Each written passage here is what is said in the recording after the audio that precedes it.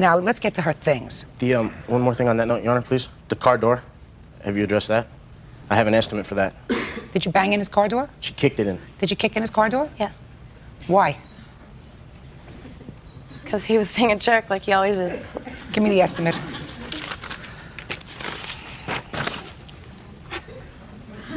Your Honor, he's making me out to be the bad guy here, like I'm the abusive one.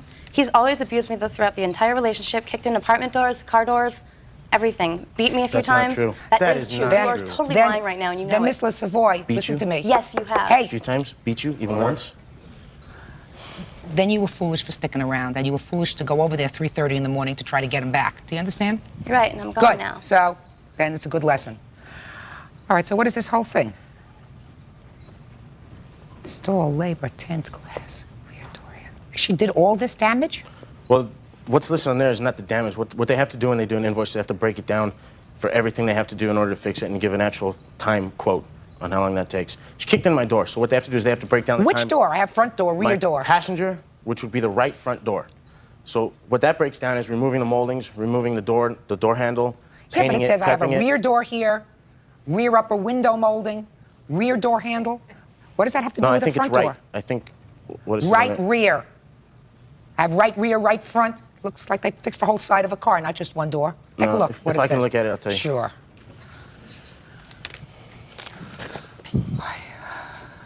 What that is that says refinish and blend, because there's going to be new paint on that one door. It's not an old car, Your Honor. It's a 92 Ford Explorer, and I don't plan to keep it forever. When I go to sell it, they're going to see that that door's been repainted, and I'm not going to get as much money for it. Why do I have to lose that? So what they have to do is they have to blend the paint on the back door, since it's next to it, as well as the paint on the front fender. All right, let me see it. It says over here on the second column under labor type, it says refinish and blend. Okay. Temper. Okay. When could she have all of her property? As soon as I get my money. Well, you're going to get your money. $2,573 is what you're going to get. And that gives you $25 to have somebody come in and weave out this cigarette hole.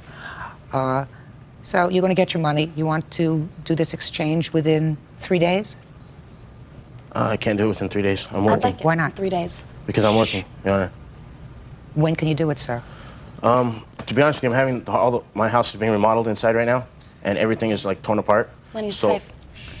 So I can get it by not this weekend coming up, but the next weekend. I'm off that Saturday and Sunday, and I can spend those whole 2 days going through my house, everything that belongs to her. Okay. Furniture?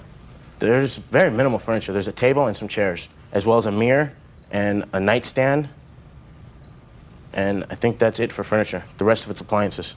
What kind of appliances? There's a microwave, coffee grinder, coffee machine, a blender, a toaster oven. Where are you living now, sir? I live in Burbank. Are you living in the house while it's being remodeled? Yes.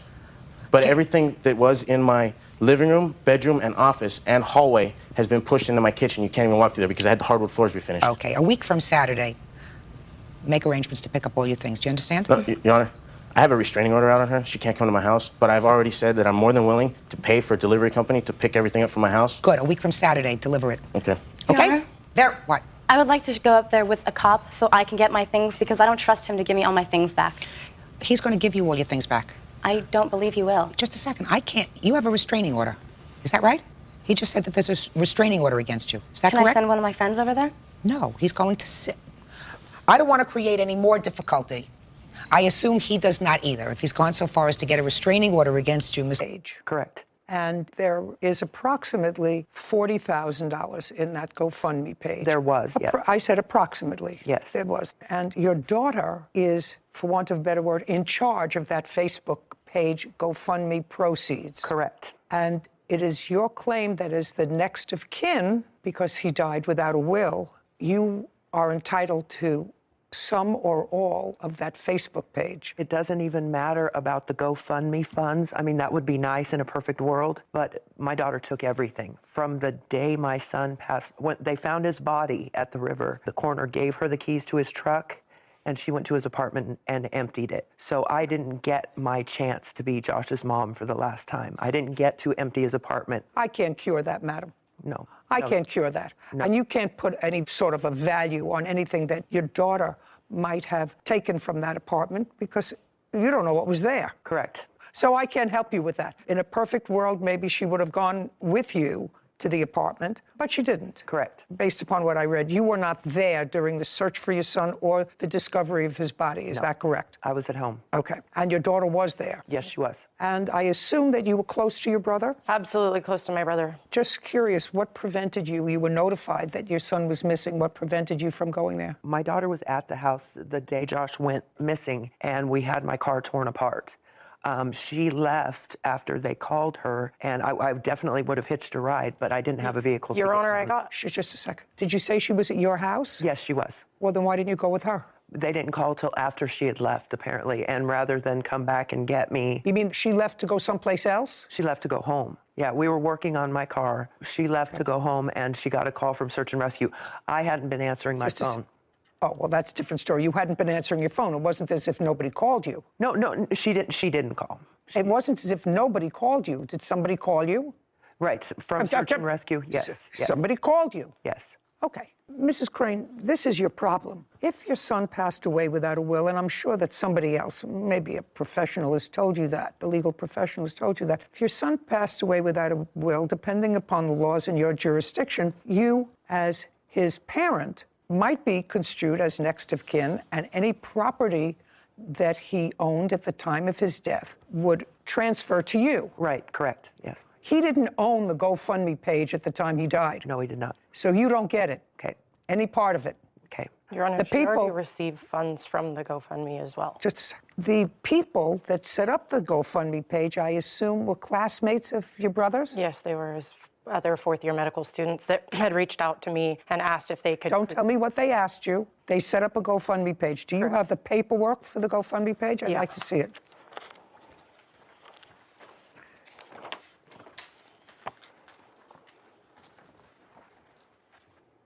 Okay, so they raised $39,287. Correct. Okay. Is there anything that is in writing that makes you either the beneficiary of? The organizer of Would you do me a favor, look it up? Underneath the photo. It does say that I am the beneficiary listed on there. Thank you. You're Jessica. I am. Okay. Is organizing this fundraiser on behalf of Jessica Crane. That's her.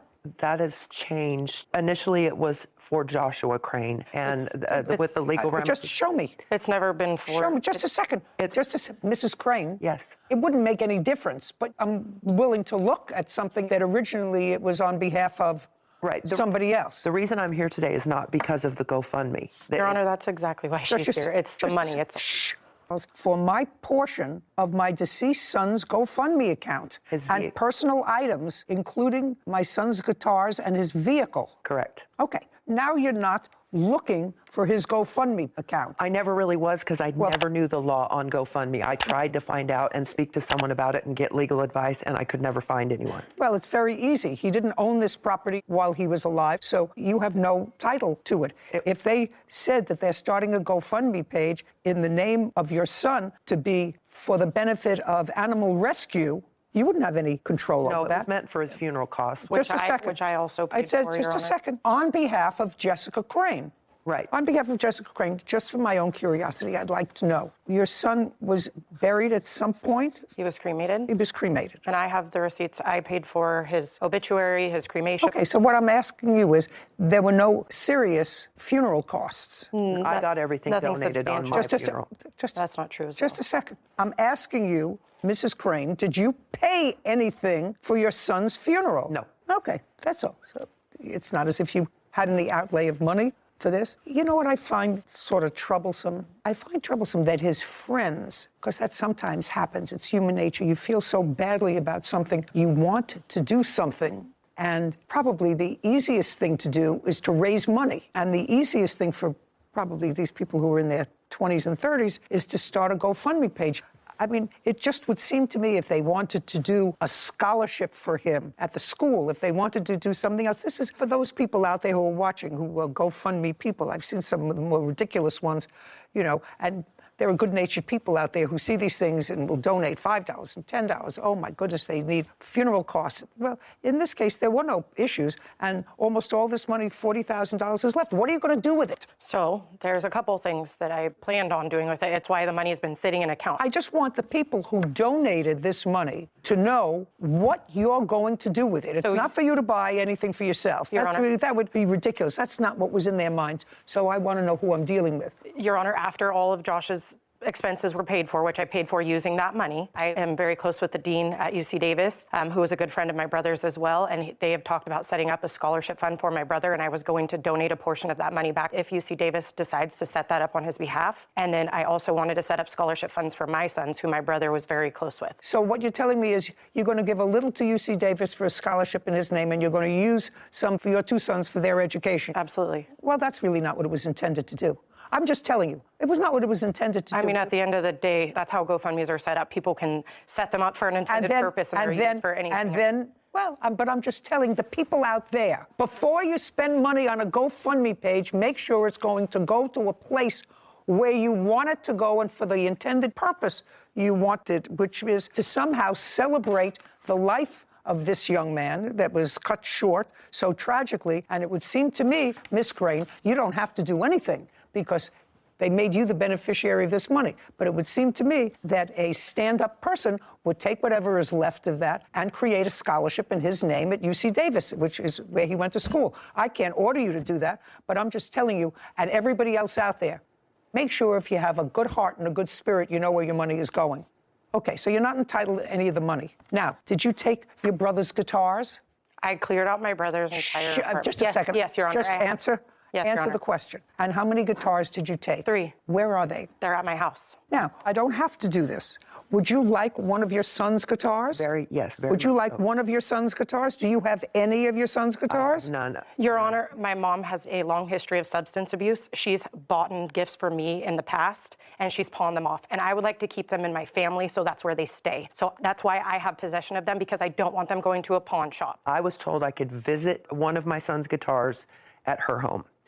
Just a second, do you play guitar? No, I just want it because it's my son's, and Well- I bought 3 of his guitars for him. None so of these guitars were purchased by her. They're very expensive guitars. My brother purchased I can't every one order of her to these do guitars. anything. I'm just asking her whether she would give you one of the guitars. And she said no. The next thing we have here is a vehicle. Now, tell me about the vehicle. So Josh didn't have a lot. He was a fourth-year medical student. He has a truck, a Toyota, a 2019 Toyota Tacoma, that he still owes about $14,000 on. I have that here, $13,841.76 on. And at the time, his truck was at the boat launch where they found him. So when I met with the sheriffs, they gave me possession of the keys. They found his keys on his body, and they gave me his keys. So we brought the truck up to where we live in Northern California, took the truck up there, and it's been kept in storage until this is all sorted out. I personally wanted to keep the truck. I have the means to finance the truck in my name. I have the means to make a payment. She does not have the means to make a payment. She doesn't have a job. She doesn't have a driver's license. She can't provide insurance for it. I mean, she has driving. That's not particularly relevant. There's $14,000 left on it. Are you employed? I was until Just this to say, started. the answer is either yes or no. Are you employed? No. All right, how are you going to pay the note on a $14,000 truck? I plan on returning to work. This incident has taken my job, believe it or not. Actually, I don't believe it. Your Honor, I work Just 3 shh, jobs. just a second. Actually, I don't believe it. Okay. So the answer is, if you can't afford to make the payments on this truck, and the only thing that's going to happen is it's going to be repossessed by the bank. Have you been making payments on the truck? I have not made a payment. Who is the finance company? Credit union. Where is the truck currently stored? Give me the address. Okay. Sarah, when we finish with this case, call credit union, advise them who has the truck, let them go repossess the truck. We're finished here. Your case is dismissed. This court is adjourned. I had an addiction problem, and she's just angry. She's angry at me, and I've tried to make amends. I've tried to get this better, and she won't have it. My daughter got away with taking absolutely everything, and she wasn't entitled to it. I think that if there's any lesson to be taken away, aside from the fact that you're not supposed to fight, you know, when you lose somebody so young and so vital, the one innocent party is the credit union who loaned him the money to buy the truck. She's been hiding the truck now for 5 months, hasn't made a payment on it. the right thing to do is for her to turn that truck into the credit union, because I can't control that, except that I can advise the credit union where she is, who she is, that she has possession of the truck, and they should go and repossess it. Anyway, it's all very sad. Before you donate money to a GoFundMe page, make sure you know where the money is going. I think that that's the takeaway from this. Case 2161, Shaheen versus Larry. All parties, please step forward. Jamal Shaheen is suing his neighbor, Sabrina Larry, for car damage after Sabrina hit his vehicle and a house. Mr. Shaheen, tell me where you live. I live in Moorhead, Minnesota. And on September 8th of this year, you parked your relatively new car that, according to you, you got a week before. No, Your Honor. I had just purchased a Sequoia a week before. No, actually, it's not. It's not the new car. I mean, it's a used car, but I purchased it maybe a year before that, not exactly a week. Okay. So it's not a new car and you didn't purchase it a week before? No. But you parked it in front of your house. Do you have a photograph of the car? I do. I'd like to see it. And it is your claim that the defendant, Miss Larry, while under some sort of influence of some sort of substance, was driving her car, had an accident, hit your car, and caused it to move 25 feet, and it was damaged. Yes. And the damage to the car was the rear bumper. Yep. Not yep. Yes is the answer. Yes. Yes is the answer. Okay. Miss Larry, what time did you have your accident? 9 or 10 a.m. On the 8th? Yes. Where were you coming from? The grocery store. Where were you going? Home. What kind of drugs had you taken? I was taking Benadryl, prescription medication. That's all I had. That's what I took. And Can I see the police report? You remember hitting his car? no. You remember the police coming to where your car stopped? No, I don't remember the police coming. Well, did the police come? They did, yes. And you don't remember that? I don't remember that. Were you taken to a hospital? I was. You have the discharge notes from the hospital? I do. I'd like to see it. What kind of narcotics were found inside the vehicle? It's alleged that it was a... No, it's not alleged. This is a police report. I'm asking you. What kind of narcotics were found in your car? They said that they found a round blue pill that had an M30 on it. That's what it stated. Sarah, do me a favor. Sure. Look up under illegal drugs, M30. So M30s imitate oxycodone obtained from a pharmacy, but when sold on the streets, the pills routinely contain fentanyl. Look up this name, Percocet. You smoke Percocet? How do you smoke Percocet? That's the only thing you remembered. You didn't remember the accident. Patient remembers smoking Percocet pill just prior to allegedly passing out and crashing her vehicle. That's what they say from your doctor. Yeah, that's what they're saying. Well, that's what I'm saying. The history is provided by the patient. The history is limited by condition of the patient. History is limited because the patient does not remember the actual automobile accident. Remembers smoking Percocet pill just prior to allegedly passing out and crashing her vehicle. You think the doctor made that up? And they just so happened to have found this blue pill in your console in your car? That's what they are saying. Okay. You actually know you could have killed yourself. Yeah. Okay. And you don't remember anything about it because that's what you told them. You don't remember anything about anything after you smoked the little blue pill, which is what they said. So your car was moved. That's the damage to your car. Yep. So can I see the estimate for the damage, please? I think You gave it to me? Yeah. Okay, great. Have you had the car fixed? Just a back tail light that I had to put it on. I was trying to fix it, but don't have any money to do it. Sarah, look up, please, would you? I'm looking it up right now. Oh, great. Thank you. Oh, it's a 21-year-old car. It's got 226,000 miles on it. How much did you pay for it, sir? I paid 10. We're not going to spend 7 to fix it. But that's how much it cost. You find somebody to do it less. Well, now I am without a car. You're not without a car, sir. You put on the taillight so that you could drive it. This car is not drivable. That car was dragged. That back axle, it shakes. I can drive Between it $2,000 in and highway. $5,000. Between $2,000 and $5,000. You paid too much for the car, sir. You don't understand something, sir. Even though she was high on drugs and passed out in her car and you were not at fault, it's not windfall day. If you can buy the car for $2,000, buy an old 22-year-old car for $2,000. She's not paying you $7,000 to fix a $2,000 car. That's ridiculous. And I'm not stupid. Do we understand each other? Now, between $2,500 and $5,000 based off of a 250,000 mile 2002 Toyota Supra. So you have to find somebody who's going to fix your car for $3,000, sir. That's $1,000 more than you could buy it for. We're done here. Judgment for the plaintiff. This court is adjourned. I would remember if I hit a car, and I didn't. She ran into my car, run into a garage. I know exactly what I took, and it definitely wasn't narcotics. That area that I was living in, it's a really bad area. A lot of drugs are going on over there. I'm very, very lucky. I'm very blessed. Like she said, I could be dead. Just the audacity of some plaintiffs to come in here with an almost 22-year-old car with 275,000 miles on it. And I looked it up, and I even priced it on the positive end, the private party value, not a trade-in, and so forth. $7,000 he was comfortable asking the court for a car that's not even worth $7,000. Yeah, he'll buy for a back panel. Buy a new one. He was lying when I said, how much did you pay for the car? $10,000. That's ridiculous. And he just bought it, he said, a year ago. In the papers, he said he bought it a week before. So either it was a week or a year. Either way, not worth $7,000. 2162, Newton versus... Thank you. You're welcome. Mr. Newton, you retained the services of Mr. Estrada to make you a costume. Yes, ma'am. And it was, according to your complaint, you make a living as an influencer? Yes, ma'am. I produce content. Now, Sarah has actually tried to explain that to me, what that is. And I think the kindergarten version of what she told me was, you are on the internet and your idea is to get as many people to follow the things that you do in your life as possible. And you post on the internet your pictures doing whatever you're doing. And then when you have enough people, advertisers, people who make products, pay you to tout their products one way or another, and that's how you make a living. Yes, ma'am. Thank you. No problem. Anytime. Okay.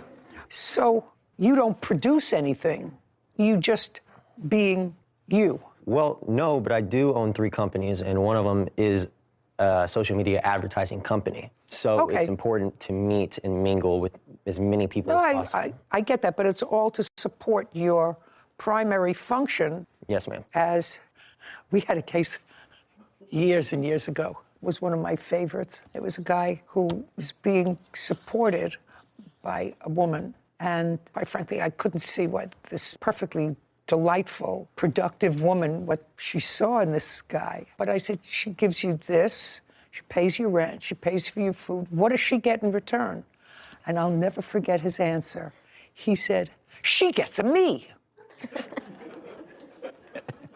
So I don't know why that came to mind when you're talking about being an influencer. How does that happen? Anyway, you asked Mr. Estrada to do a costume for you. You like to go to events. I don't have to hear all about it. I sort of understand it a little bit now. You contracted with him to make this costume for you for $1,000. You paid him a $500 deposit. He delivered the costume, albeit he delivered it a little late, but you accepted it. And then you didn't pay him for it because you say it was not made well. Yes. And you have the costume now. Yes, ma'am, I do. Okay. In addition to the costume, you gave him another costume that you wanted him to just put another applique on of something. It was a relatively minor thing. Glue. Whatever. You asked him to do something. It was work. He's not your brother, uncle, father. You're not related to him. That's his business. And when you refuse to pay him the balance of the costume that he made for you, he has the other costume, and he says, when you pay me, you can get your costume back.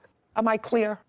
Yes, but we have talked about creating multiple different costumes in the future, and every single time there was a dollar amount mentioned. This was never discussed. Okay. You discuss it prior, but that was never discussed. Well, that's true. And whose fault is that?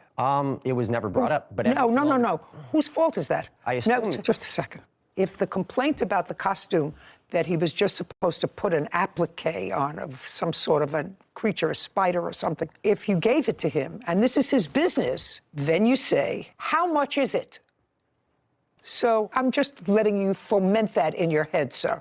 When did you order this costume from him for $1,000? August 7th. And he delivered it in October? October 8th, I believe. And what was wrong with it? Many, many things. Just say you have it with you. I have every single bit of the costume with me. I'd like to see it. You like one piece at a time? No, just a second. That's a boot. What else? This glove. Just a second, that's a glove. Yes. Okay. And he actually has plenty of pictures that he sent me in the chat that he was actually making the glove himself. This comes from a costume store from the main movie that this comes from. Okay, and it came out in 2005. He sold me a glove that was almost 20 years old, and he said he was making me one. Okay, keep going. And this belt right here, I only tried it on once to see how everything fit, and by the time I tried to take the belt off and on, it broke between 20 minutes of use. in the house, just testing it out in the mirror. I just want to see that. I see boots. I see a glove. There. Looks perfectly normal to me. And that's put on with Velcro. Yes. No big deal. You put on another piece of Velcro. That's a substantial belt. Put it back. What's your next complaint? Well, number one, not only did Just you a second. I don't want to see the glove anymore. I saw the glove. I saw the boot. I saw the belt. Well, Where's the rest of the costume? Here's the other boot. Just a second. Hey, where's the rest of the costume?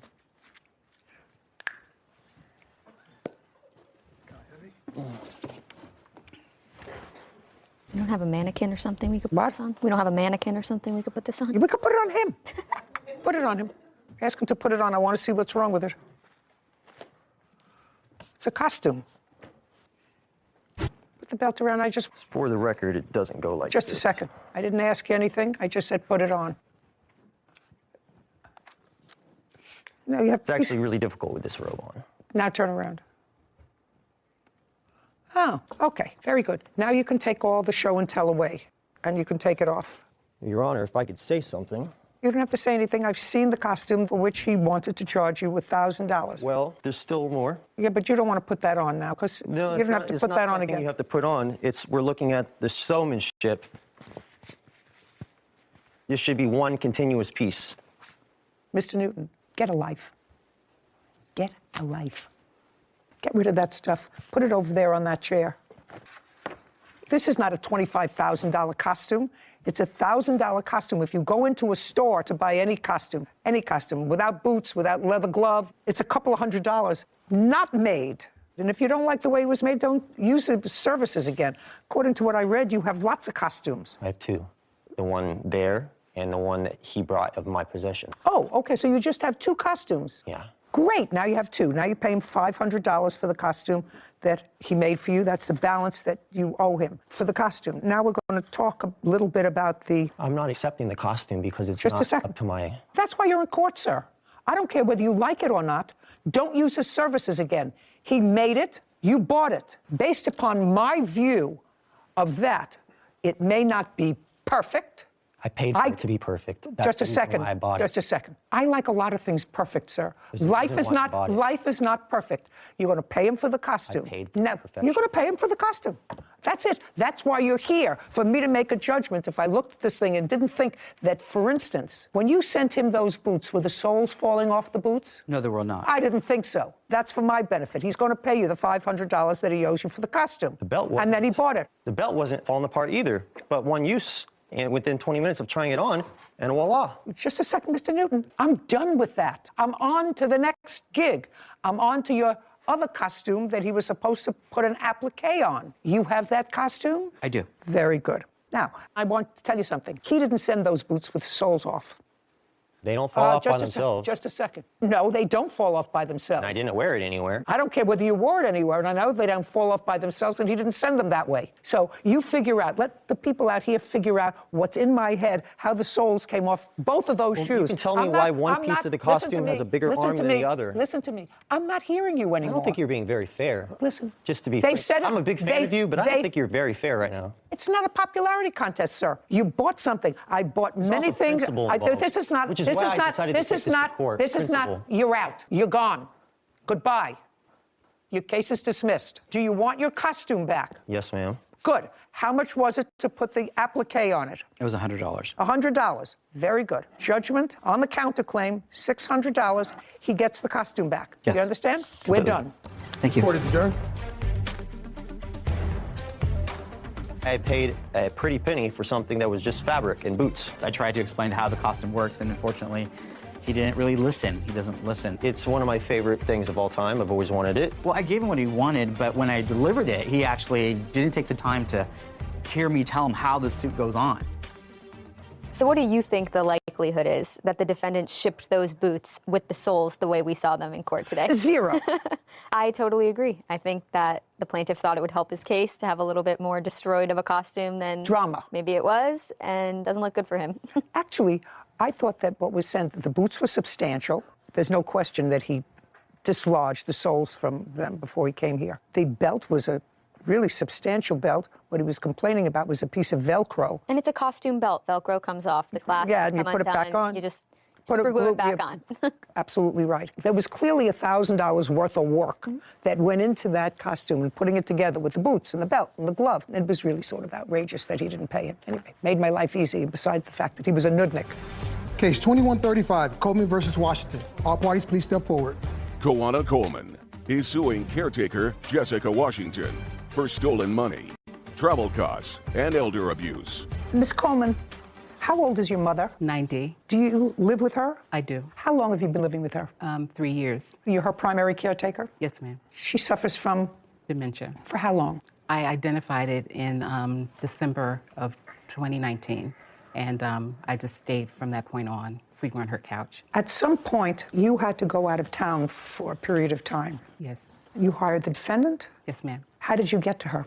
My cousin Andrea was friends with her, and she said that she would be a great candidate. Did you interview her? I spoke with her later on. She came by the house, and... What date did you first speak to her? Maybe about a day or two before I left. And on what date did you leave? The 11th of August. How long were you going to be away for? About 7 days. And tell me, Miss Washington, are you employed now? Yes, I am. By whom? Well, I do self-employment, and I also have my own little business on the side as well, you know, caring for elderly people. Okay. Did you have any special training for the care of the elderly? I got my AED and my CPR. No, not really, because basically I've been just dealing with family members. For how long? I'm going to say at least like 5 years. And you had no special training for the care of the elderly?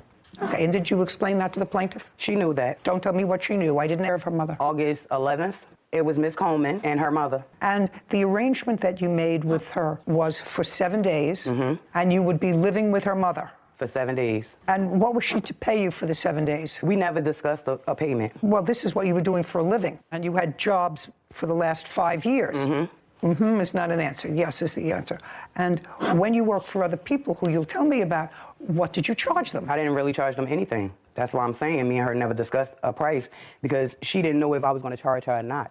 Because I could have watched her mother for nothing, just because. That's family. Okay. Well, this is what the case is about.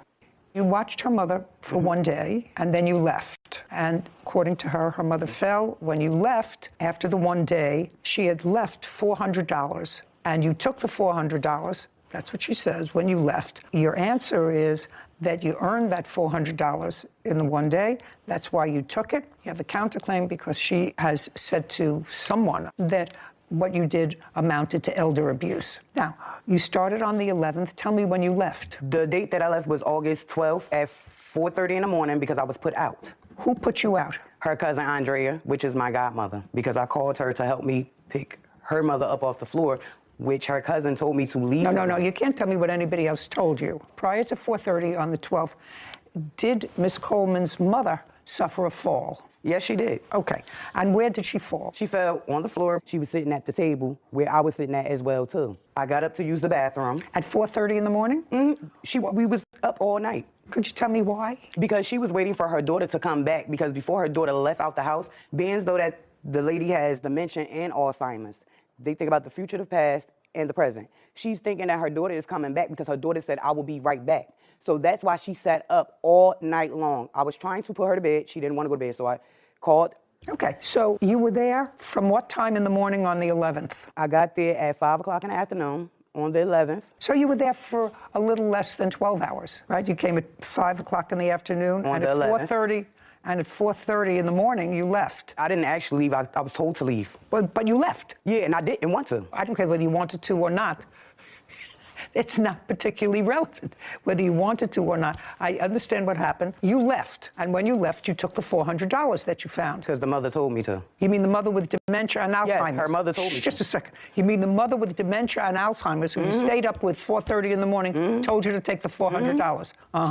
Okay. Now, you're suing her for a lot more than the $400 because she said you had to come home from your travel. She's not responsible for that. She has to return the $400 to you. You told me 2 minutes ago, Miss Washington, that you never discussed fee. We did. Because this is not a question and answer. You didn't even know whether you were going to charge her anything because as far as you were concerned, it's family. Is not an answer. And you listened to the woman that you had been hired to care for because she has dementia and Alzheimer's and had fallen, and she said to you, take this $400, it's yours. What if she told you to take a piece of her jewelry? Would you have taken that? No. Yeah. You would have taken it because she gave it to you. Because I'm not no thief. I wouldn't. No, that's not. That's not what I'm telling you. You say that you took this $400 because this woman who can't make a judgment told you to take it. What if she said to you, I want you to have my pearls? Why not? I'm not taking no jury because I have my own. I don't need her jury. Okay, that's ridiculous. why. Judgment for the plaintiff in the amount of $400. I'll take a look at the instance that you have on your counterclaim for slander when she says that you are guilty of elder abuse. What do you have to show me? It's in a court order. What do you mean it was in a court order? It is. She went and filed elder's abuse on me plus the traveling expenses too. I have that court order. Just a second. Is that what you're telling me? In her case against you for the $400 and for any other travel expenses, which I'm dismissing, that part of her claim, she said you were guilty of elder abuse. That's protected. Okay, your counterclaim's dismissed. We're done. Court is adjourned. I think the judge did a great job. I assumed that she would be able to deal with my mother. It's difficult being a caregiver, and we as people need to do much more to protect our elderly. We've seen a couple of these cases, and it's so unfortunate to see the elderly, and whether they're ill or sick or mentally not capable of caring for themselves anymore, zero training that some of these people have to really care for them. And it's scary. We've seen it too many times. And $400 on the counter to someone to just take it for 12 hours worth of work. You know, it's always struck me as a shame that society has and the government has created situations where you need licenses to do certain things. You need a license to tweeze someone's eyebrows. You have to be a cosmetologist. You have to have a license. You have to go to school. You have to pass an exam. You need a license to have a dog. But the most vulnerable people in the population, those people who, as she said, she didn't know whether her daughter was coming back or not coming back. She said she'd be right back, so she was waiting up for her. That vulnerable person, when it worked to the defendant's advantage, said, well, she was perfectly capable of saying to me, take